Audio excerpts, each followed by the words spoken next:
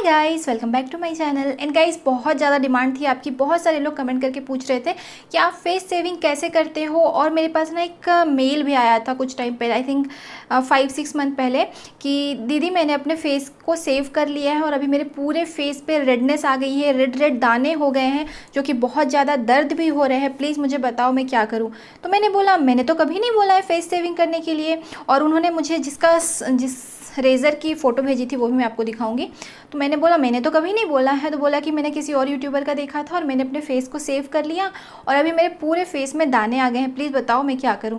तो मैंने बोला कि देखो भैया, मैं डॉक्टर तो हूँ नहीं, आप प्लीज़ डॉक्टर के पास जाओ ताकि आपका सही से ट्रीटमेंट हो सके। तो ऐसे ही बहुत सारे लोग को बहुत सारी गलतफहमी है फेस सेविंग के बारे में। और यदि आप सही से फेस सेविंग नहीं करते हो तो आपके पूरे फेस में ना दाने आ जाते हैं। तो वो भी मैं आपको बताऊंगी। एक बार मैंने भी गलती की थी जस्ट चेक करने के लिए कि यदि मैं ऐसा करती हूँ तो क्या होता है। और मेरे पूरे ये सारे फेस में ना रेड रेड रेड रेड दाने आ गए थे जो बहुत दर्द होते हैं यार।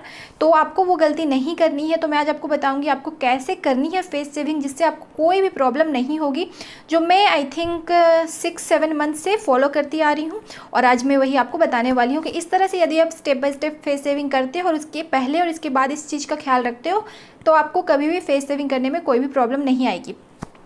तो सबसे पहले तो आपको मैं ये बात बता दूं कि किनको फेस सेविंग नहीं करनी है। जिनकी भी स्किन बहुत ज़्यादा सेंसिटिव है और यदि आपके फेस पे दाने हैं या फिर पिंपल्स हैं, छोटे छोटे दाने होते हैं ना या फिर पिंपल्स होते हैं, तो आपको फेस सेविंग बिल्कुल भी नहीं करनी है। उससे आपके पिंपल्स या दाने कट जाएंगे और उसमें आपको बहुत ज़्यादा दर्द होगा, चुभन होगी, जलन होगी, बहुत सारी प्रॉब्लम हो सकती है। इसलिए दाने वाले स्किन में फेस सेविंग नहीं करनी है या फिर कुछ भी नहीं करना। जिनके भी फेस पे दाने हैं उनको ना फेस सेविंग करनी है, ना वैक्सिंग करनी है, ना ही ट्रिमर चलाना है दानों के ऊपर, कुछ भी नहीं कर सकते हो। पहले अपने दानों का, अपने पिंपल्स का इलाज करवाओ, उसके बाद बाकी सारी चीज़ें देख लेंगे। इसलिए जिनके भी स्किन में थोड़ी सी भी प्रॉब्लम है उनको अपने फेस के हेयर को निकालने के लिए कुछ भी नहीं करना है, ठीक है। अब चलिए स्टार्ट करते हैं। सबसे पहले क्या करना है, अपने पूरे फेस को अच्छे से क्लीन कर लेना है। कुछ भी ऐसा नहीं होना चाहिए आपके फेस में जिसकी वजह से रेज़र को चलने में दिक्कत आए। तो आपको फेस को अच्छे से क्लीन कर लेना है, फेस वॉश कर लेना है, चाहो तो स्क्रब भी कर सकते हो। लाइक मैं जो यूज़ करती हूँ वाओ की फेस वॉश यूज़ करती हूँ, ब्रश वाली, और वो बहुत बहुत अच्छे से मतलब मेरे फेस को क्लीन कर देती है विदाउट ड्राई किए। तो अभी मैंने फेस वॉश कर लिया है, मेरी फेस बिल्कुल क्लीन है और आप देख सकते हो बहुत सारे मेरी फेशियल हेयर हैं, आईब्रो भी बढ़ चुकी है, अपर लिप बढ़ चुकी है। एक्चुअली में इतना नहीं बढ़ती है बट मैं ही बढ़ा रही थी इस वीडियो को शूट करने के लिए। थोड़ा मतलब दिखना चाहिए ना, तब तो पता चलेगा कि क्या मतलब एक्चुअल में क्या फ़र्क पड़ता है। तो चलिए अब वीडियो को स्टार्ट करते हैं। तो गाइस, मैं आपको बताना चाहूँगी कि आपको ना ये वाली जो रेज़र आती है ये मुझे सही नहीं लगी। मैंने इसे यूज़ किया था, मेरे पूरे फेस पे दाने आ गए थे। क्यों, वो भी मैं बताऊँगी आपको। ये देखो आप, ये देखो, इसमें ना लाइनिंग दी गई है। ये देखो आप, लाइनिंग दी गई है जिससे कि ये बहुत शार्प नहीं है और इसके कारण ना बहुत सारे फेस में लाइक रेसेस आ जाते हैं, दाने आ जाते हैं। तो मैं ये वाली रेज़र आपको बिल्कुल सजेस्ट नहीं करूँगी। आप यदि बिगनर हो, आपकी स्किन सेंसिटिव है, आपको पिंपल्स आ जाते हैं, दाने हो जाते हैं, तो ये रेज़र तो मैं बिल्कुल भी सजेस्ट नहीं करूँगी। जब मुझ पर वर्क नहीं किया ना तो फिर मैं तो किसी को नहीं सजेस्ट कर सकती हूँ। तो मैं यूज़ करती हूँ, या फिर आपको यूज़ करनी चाहिए इस तरह की शार्प ब्लेड। ये आप देख लो, ये जो रेज़र है इसमें कहीं भी कोई भी लाइनिंग नहीं दिखेगी आपको, बस एक सिंपल स्ट्रेट ब्लेड है ये। और ये बहुत ही ज़्यादा शार्प है। ये देखो, मैं जस्ट पता नहीं क्या था मेरे माइंड में और मैं इसे ओपन कर रही थी और मैं ना यहाँ से ऐसे करके ओपन कर रही थी और ये थोड़ा शायद मैंने उल्टा लगा दिया था, ऐसे ओपन कर रही थी और बस मुझे लग रहा था कि ध्यान से कट जाएगा और बस कट ही गया यार। और इतना कटा कि इतनी सारी ब्लड निकल रही थी मेरी, क्या मैं बताऊँ आपको। तो हमें हमेशा ना इस तरह से इसको ओपन करना है, कभी भी हमें इस तरह से ओपन नहीं करना है, हमेशा इस तरह से करना है, ठीक है। तो ये बात बतानी बहुत ज़रूरी थी, अदरवाइज़ जो मेरे साथ हुआ है, जबकि मैं कितने टाइम से फेस सेविंग कर रही हूँ, तो आपके साथ भी कभी हो सकता है। तो इस तरह से हमें यहाँ से ऐसे ओपन करना है। नाउ हम चलते हैं कैसे करनी है हमें फेस सेविंग। तो फर्स्ट फेस वॉश करके अपने फेस को क्लीन कर लेना है। सेकेंड जो पॉइंट है कि हमें इस तरह के ड्राई फेस में बिल्कुल भी फेस सेविंग नहीं करनी है। इससे तो पक्का आपको रेसेस हो जाने हैं, रेडनेस आ जानी है, पिंपल्स आ जाने हैं, दाने आ जाने हैं, सब कुछ हो जाना है आपके फेस के साथ। इस तरह के ड्राई फेस में कभी भी आपको फेस सेविंग नहीं करनी है। आपको हमेशा ऑयल या फिर कोई टोनर, मतलब जिससे कि आपकी स्किन पे फिसलन रहे, वो बिल्कुल भी ड्राई ना हो, वैसे चीज़ें आपको इस्तेमाल करनी है। तो मैं यहाँ पे ऑलिव ऑयल यूज़ करती हूँ। ये ऑलिव ऑयल, ये गुड वाइब्स की ऑलिव ऑयल है। तो मैं इसे अपने हाथों में निकाल लूँगी। ऑलिव ऑयल को लेकर के हमें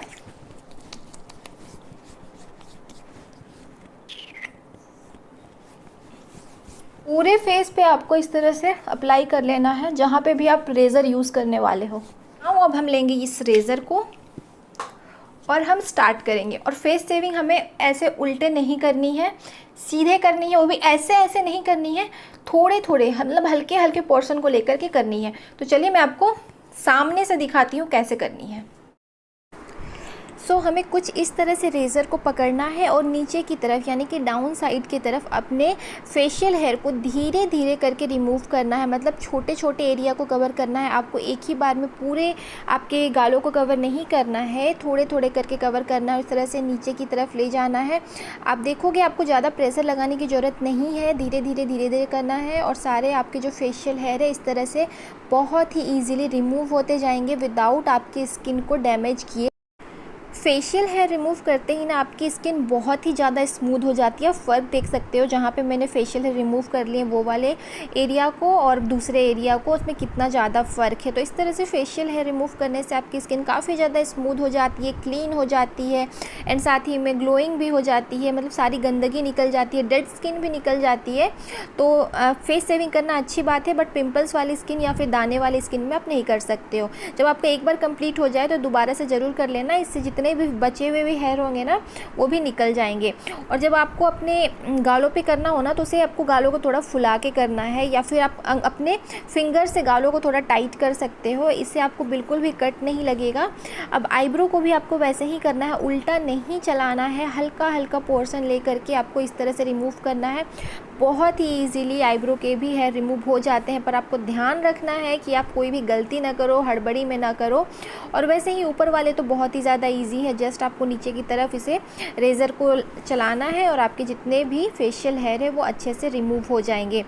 अब हमारे जो अपर लिप्स हैं वो भी बिल्कुल अच्छे नहीं लगते हैं, तो उसे भी इसी तरह से हमें अपनी स्किन को टाइट करना है, या फिर आप फुला भी सकते हो।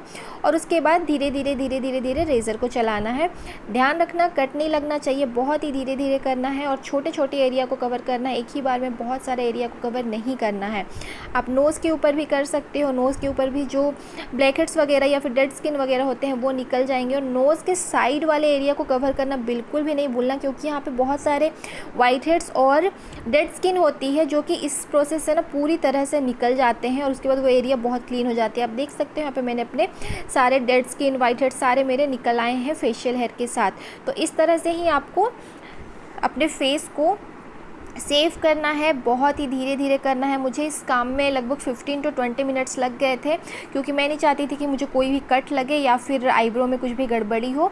अब दूसरे साइड भी हम वैसे ही कर लेंगे। अपने चीक्स को ना अपने फिंगर से थोड़ा थोड़ा खींचते जाएंगे, जिससे कि हमारी चीक्स थोड़ी टाइट रहे और रेज़र को चलने में आसानी हो, या फिर अपने गालों को भी फुला सकते हो। सो गाइस फेस सेविंग हो चुका है, आप देख सकते हो पूरी जो फेस है मेरी क्लीन हो चुकी है। आईब्रो के नीचे भी मैंने क्लीन कर लिया, ऊपर भी क्लीन कर लिया है। एंड ये आप देखो इतने सारे फेशियल हेयर मेरे फेस से निकल के आए हैं। अब क्या करेंगे, आप फटाफट से वाटर से फेस को अच्छे से वॉश करते हैं, फिर वापस आते हैं। उसके बाद बताती हूँ इसके बाद क्या स्टेप करने बहुत ही ज़्यादा ज़रूरी होते हैं। आफ्टर फेस सेविंग आपको फेस पैक लगाना बहुत ज़रूरी है, वो भी चंदन वाली फेस पैक, चंदन या फिर एलोवेरा, ये दोनों चीज़ें आपको चाहिए ही चाहिए। ऑरेंज फेस पैक मत लगा लेना, उससे आपको जलन होने लगेगी। चंदन फेस पैक ही लगाना है। और यहाँ पे मैं गुड वाइब्स की चंदन फेस पैक यूज़ करती हूँ, ख़त्म भी होने वाली है और मुझे फिर से मंगाना है। तो सभी प्रोडक्ट की लिंक जो है नीचे डिस्क्रिप्शन बॉक्स में मैं मेंशन कर दूँगी। और 1 चम्मच आपको चंदन पाउडर लेना है, 1 चम्मच मैंने यहाँ पे गुड वाइब्स की एलोवेरा जेल ली हुई है और थोड़ा सा गुलाब जल लिया हुआ है। इसे मिला करके मैं एक फाइन पेस्ट तैयार कर लूँगी। ये हमारे स्किन को रिपेयर करने का और उसे ठंडा करने का काम करेगा। सो फेस को वाटर से वॉश करने के बाद क्या करना है, आपको ये फिटकिरी लेना है और आपको अपने पूरे फेस पे इस तरह से, गीले अपने फेस पे, मतलब जब आपके फेस पे वाटर है आप देख सकते हो, तो आपको इस तरह से अप्लाई करना है।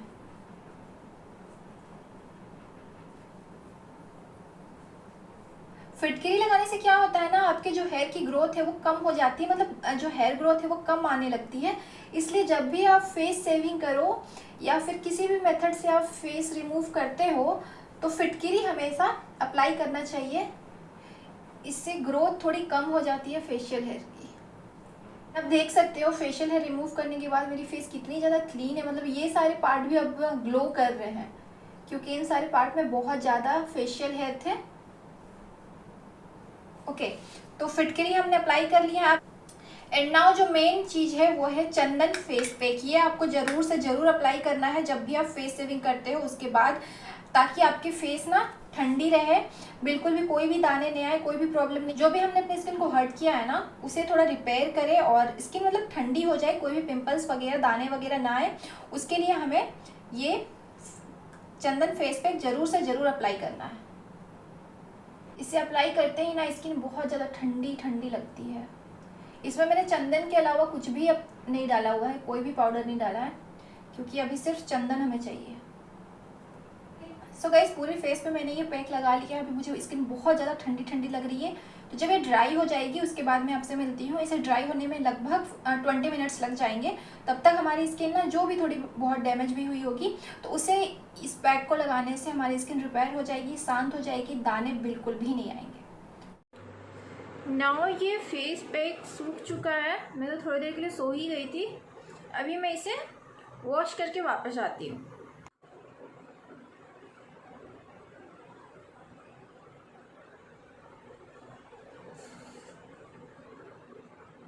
गाइस आप देख सकते हो मैंने कुछ भी स्किन पे नहीं अप्लाई किया हुआ है। मेरी स्किन बिल्कुल भी दाने वगैरह या फिर रेडनेस वगैरह कुछ भी नहीं है क्योंकि हमने एलोवेरा एंड चंदन का पैक लगाया था। जब आप लगाते हो उस फेस पैक को तो आपके फेस में ना थोड़ी ज़्यादा ठंडक या फिर हल्की सी जलन हो सकती है।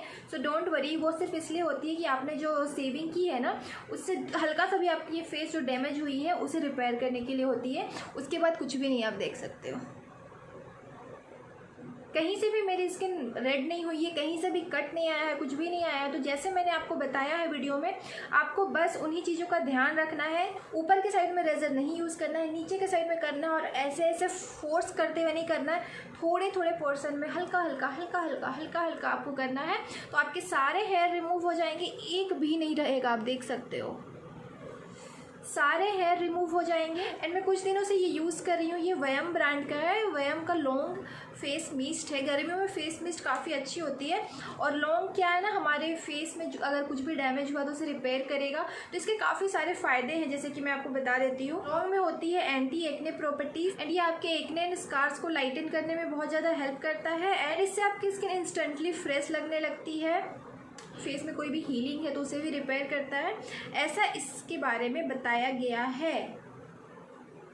ओके, काफ़ी सारा कुछ इसमें लिखा हुआ है। तो मैं ऐसे मिस्ट है तो मैं यूज़ कर लेती हूँ। लाइक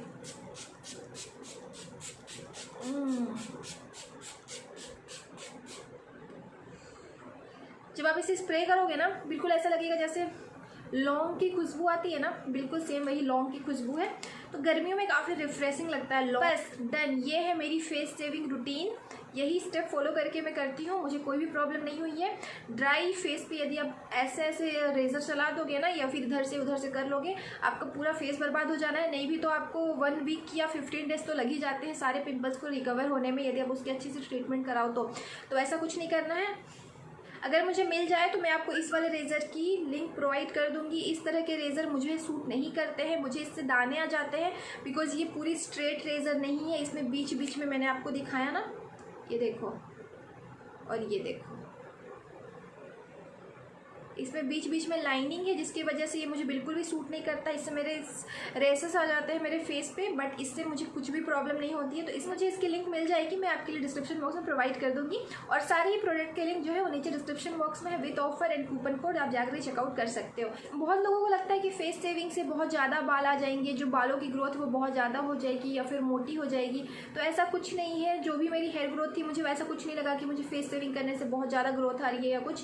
पहले मैं ट्रिमर यूज़ किया करती थी, मैं 5 ईयर्स से ज़्यादा हो गए मैं अपने फेस की हेयर को रिमूव कर रही हूँ। और फर्स्ट टाइम मैंने किया था ना थ्रेडिंग करवाई थी पूरे फेस में। और कब कराई थी? जब मैं अपने हस्बैंड से फर्स्ट टाइम मिलने वाली थी, और उसके एक दिन पहले मैंने करवाई थी फेस थ्रेडिंग, और मेरे पूरे फेस में लाइनिंग आ गई थी। ओह भगवान, इतनी ज़्यादा बेइज्जती हो गई ना, क्या बताऊँ मैं। पूरे फेस में इधर लाइनिंग, सब तरफ लाइनिंग, जिस तरह से थ्रेड चली थी पूरी लाइनिंग हो गई थी। वो तो ठीक था, फिर उसके बाद भी मैं करवाती थी फिर भी, लेकिन ना बीच में एक बार क्या हुआ ना, क्या होने लगा उसके बाद कि मेरी स्किन पे बड़े बड़े पिंपल्स आने लगे यार। मतलब आफ्टर फेस थ्रेडिंग एक नेक्स्ट डे ना पूरी यहाँ रेडनेस आ जाती थी, इसमें पूरी रेडनेस आ जाती थी, क्योंकि सभी का थ्रेड चलाने का तरीका अलग होता है। तो कोई हार्श तरीके से चला देती थी या क्या करती थी पता नहीं, पर पूरे फेस में ना रेडनेस आ जाती थी। और एक बार तो ऐसा हुआ कि जस्ट ससुराल जाने से पहले मैंने करवाया हुआ था, और उसके बाद तो ठीक ही नहीं हो रहा। घर जाने के बाद भी ना इतने मोटे मतलब जो घाव नहीं होते हैं उस तरह से हो गए थे। तब से मैंने छोड़ दिया फेस थ्रेडिंग करवाना। उसके बाद मैंने वीट यूज़ करना स्टार्ट किया, और वीट से ना स्किन उतनी ज़्यादा क्लीन नहीं होती है, जस्ट वो आपकी हेयर को ऊपर से ट्रिम कर देता है। बट रेज़र से मैंने क्या फील किया है ना कि ये बहुत अच्छे से आपकी स्किन को क्लीन कर देता है। तो डेफिनेटली फेस सेविंग आप कर सकते हो, सेफ है। बस जो तरीके मैंने आपको बताया है उनका ध्यान रखना है। एंड वीडियो पसंद आई हो तो वीडियो को लाइक जरूर करना, चैनल पर नया हो तो सब्सक्राइब जरूर करना। एंड फिर मिलती हूँ नेक्स्ट वीडियो में, तब तक के लिए बाय बाय।